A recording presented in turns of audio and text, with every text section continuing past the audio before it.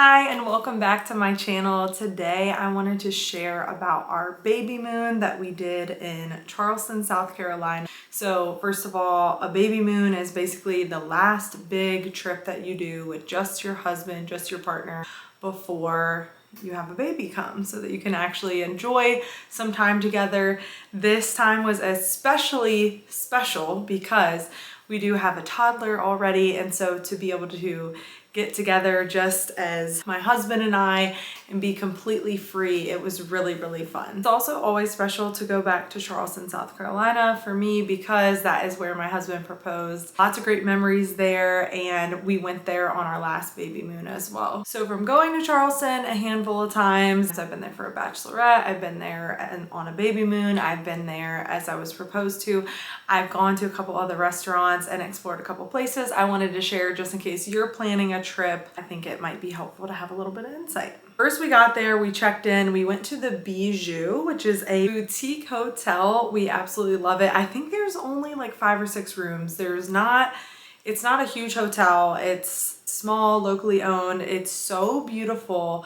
My husband had surprised me with a suite there the first time we went. So when he asked where I wanted to stay this time, I was like, we're going back to the Bijou. I love it so much. The lady that was working there checked us in, walked us up to our room. The fireplace was already going. It was so dreamy, and it's just a very unique experience. I'm not sure how the pricing compares to other places in Charleston, but I'd highly recommend if you're looking for a particular vibe or experience. The other benefits of the location of the Bijou is that it's right next to one of the Carriage works companies. So if you haven't done a horse carriage tour in Charleston, I highly recommend it. And that one's right there. I believe it's $50 per person to do that. We did that about 2 years ago when we went.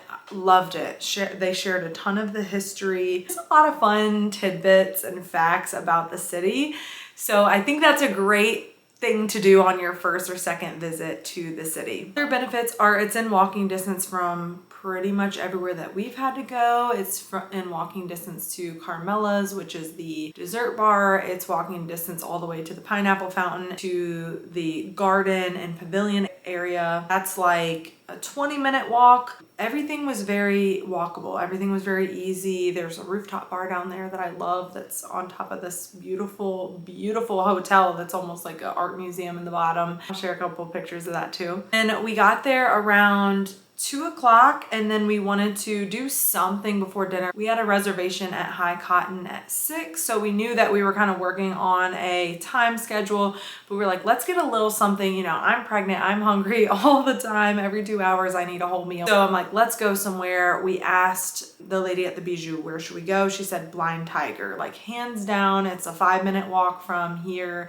It's got such a vibey patio. It's the best patio. We looked it up. It's actually ranked the best patio in Charleston, and it's so cute. As soon as I got there, I realized I had been here before. We went for my sister's Bachelorette. So if you also are looking for a fun place to kind of have a more chill bar vibe for a Bachelorette, I loved it there because on the inside it's fairly small. Like, we had gotten a table. It was about 8 of us girls. We had gotten a table and just kind of were standing around it, having our drinks and all that when we went last year.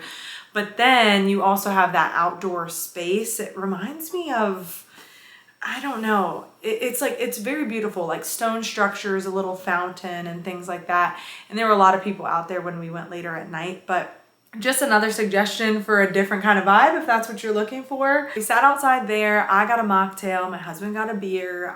They actually have a whole list of mocktails, which at Blind Tiger, they use some type of cannabis infused product in their mocktails, but you can also order it without. So I got the cucumber cooler with none of the cannabis infusion. It was so good. It was so good, and it didn't hurt my tummy or anything. It wasn't too sweet. It was delicious. It hit the spot. So while I enjoyed my mocktail, we had also ordered char-grilled oysters, so we shared that as a little appetizer, a good way to get a little protein, and they were so good. Just cooked so well and seasoned so well. Served over like a rock salt. It's really unique. And for my meal or my pre-dinner situation, I had the heirloom burrata salad. It was very good. I added the chicken to add a little bit more protein.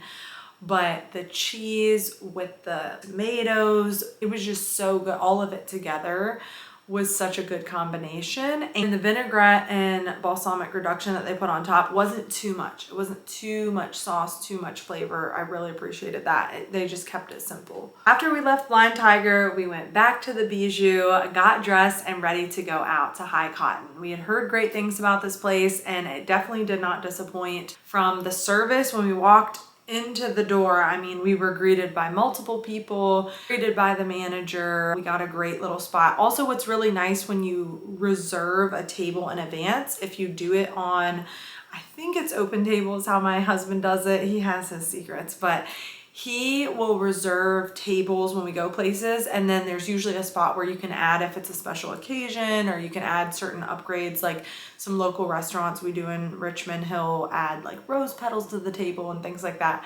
But at High Cotton, he was able to put in that we were celebrating an anniversary.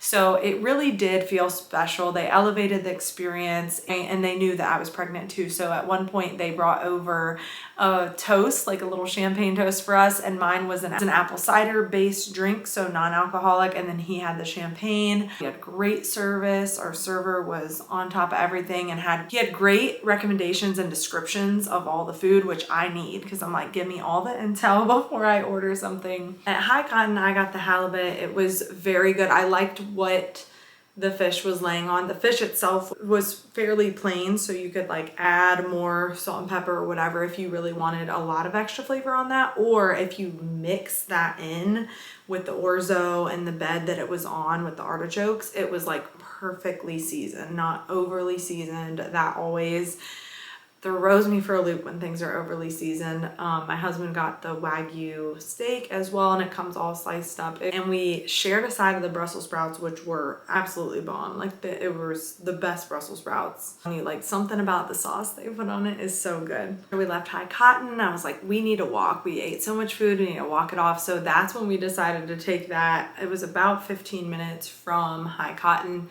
down to the garden and pavilion.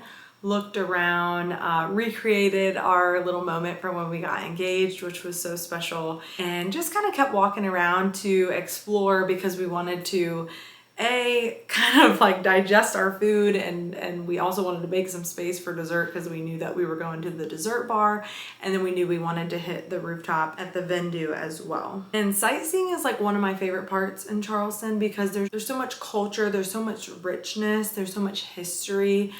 You can see it in the architecture and just everything's so unique down there. No two houses look the same. So we really enjoy just walking around and checking everything out. It's one of my favorite parts of traveling, usually in general, but especially in such a unique and special place like Charleston. After our walk, we finally hit Carmella's. It is the coolest dessert bar ever. I swear, like every city needs to have one of these because it has every type of dessert imaginable, and it also has the gluten-free cookie option, and there's a couple other gluten-free options. They even serve pizza and sandwiches, and they have gelato. I mean, they have everything, and then a full bar as well. So the options are endless, and I always love things like that because it's rare that I'm like, I know exactly what I want. I kind of want to go somewhere and just see what options look the best, and so I love that I could go there over and over and over again and get different options each time and never get sick of that. I really appreciate that in a business. Then we went back to the hotel.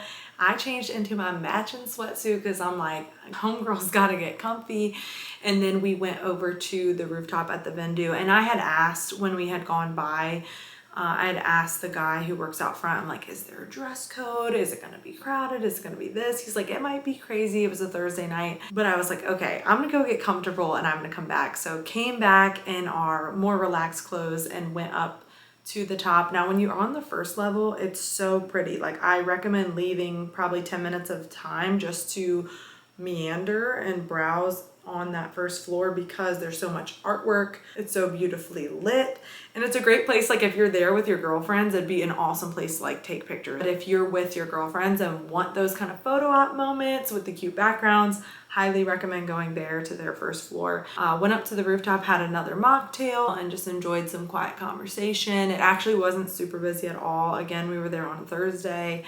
Great service, very quick, just shared a drink and then went back to the hotel so we could put on the fire and watch our show and just kind of chill.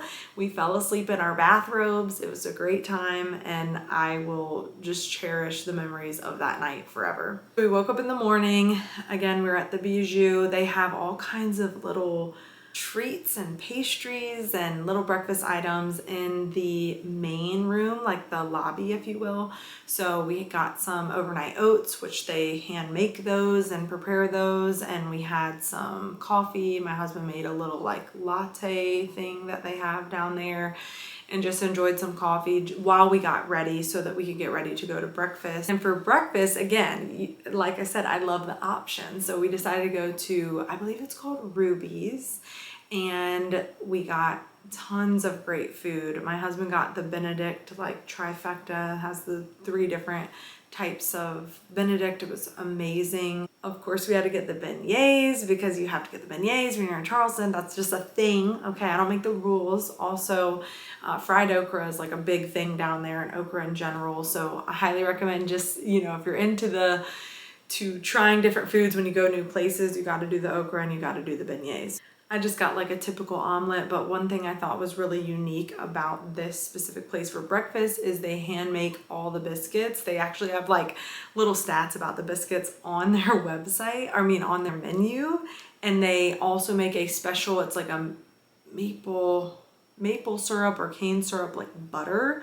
It's a very unique flavor, like something I haven't had before. Really enjoyed that they had a unique touch to the way they do brunch and to what their offerings were. After that, you know, we had to hit the market. The main market there is so cool. It's unlike any other market I've really ever seen. I love going to farmers markets and just seeing what's kind of around. It's cool to grab a couple things to take home to remember your trip by. The Charleston market, I would say, is the most unique market I've been to. First of all, it's so large. It takes up so many street blocks, and it's just filled with really high quality vendors, and they're all different. So you have some things that are photography, you have some things that are painting, some things that are drawings, you have all this art stuff, but then you have a lot of practical things you can buy. There's a kid's store in there. They sell baby stuff and toys, and they're all like wooden, and it's just so cool. I highly recommend going. And if you're not so much of a shopping person, you can kind of just walk straight through and at least have that experience. But if you are a shopping person, I would allot probably an hour. And they do have little vendors in there too that sell coffee and small snacks that might give you a little energy or hold you over. But that market is so bomb, so well done. It's one of the things that you really have to do in Charleston. So that is the recap of our Babymoon trip to Charleston, South Carolina. I hope that was helpful. If you have any questions, you can comment. If you like this video and it was helpful in any way, please like, comment, hit subscribe. I will be sharing all kinds of things from travel to mom life to health and wellness and marketing happenings. So if you're into any of that stuff, would love to have you on my channel, and I'll see you next time.